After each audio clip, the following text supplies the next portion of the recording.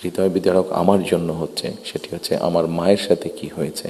কাজে এই ঘটনাগুলোকে যদি আমরা সকলে সবগুলোকে এক করি, তাহলে যারা দেশে ছিলেন আপনারা, তারা অবশ্যই আমার থেকে একটু বেটার ভালো জানবেন। তবে আমি একদম যে জানি না বোধহয় বিষয়টি তা নয়, আমার একটি ধারণা আছে। সম্মানিত উপস্থিতিবৃন্দ, যে কথাগুলো প্রায় সকলেই বলে গিয়েছেন, এই কথাগুলো যদি আমরা আলোচনা করাই যাবে অনেকক্ষণ ধরে। আপনারা আপনাদের মূল্যবান সময় ব্যয় করে এখানে এসেছেন।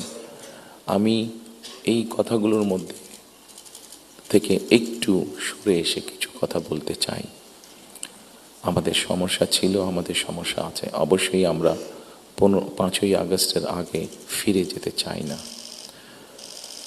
আমি আমার অবস্থান থেকে যদি চিন্তা করি, আমার একপাশে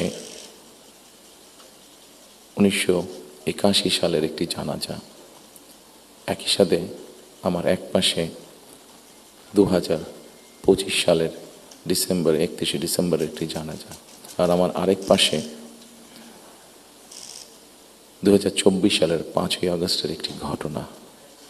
কাজে আমার মনে হয় এটি শুধু বোধহয় আমার একার জন্য নয়, যারা আমার দলের নেতা কর্মী সদস্য এবং সামগ্রিকভাবে পুরা দেশের মানুষের সামনে বোধহয় এই দুটি উদাহরণ বোধহয় সবচাইতে বাদ বিবেচনা করার জন্য সবচাইতে ভালো উদাহরণ, যে আসলে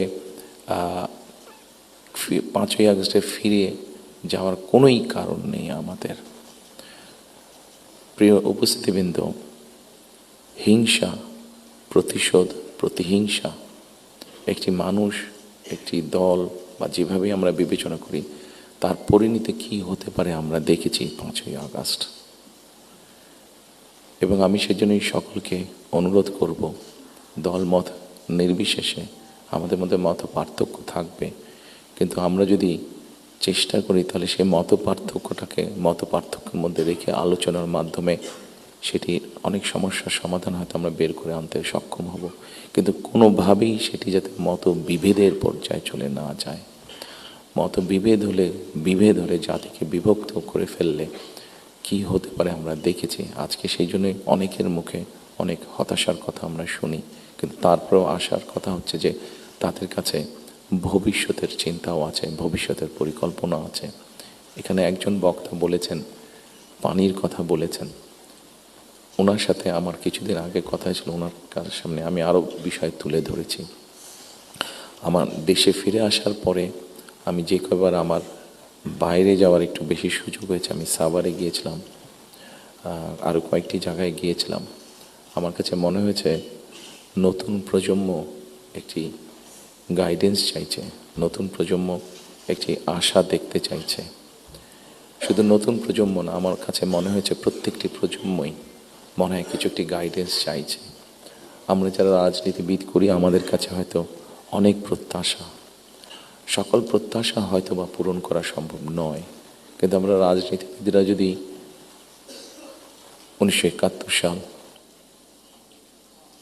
1990 সাল, 2004-এর 24 সালের 5ই আগস্ট এই সবগুলোকে আমাদের সামনে রেখে আমরা যদি দেশের স্বাধীনতা, দেশের সার্বভৌমত্বের জন্য কাজ করি, তাহলে নিশ্চয়ই আমার কাছে মনে হয় একজন রাজনৈতিক কর্মী হিসাবে আমি দৃঢ়ভাবে বিশ্বাস করি আমরা জাতিকে একটি সঠিক ডাইরেকশনে নিয়ে যেতে সক্ষম হব।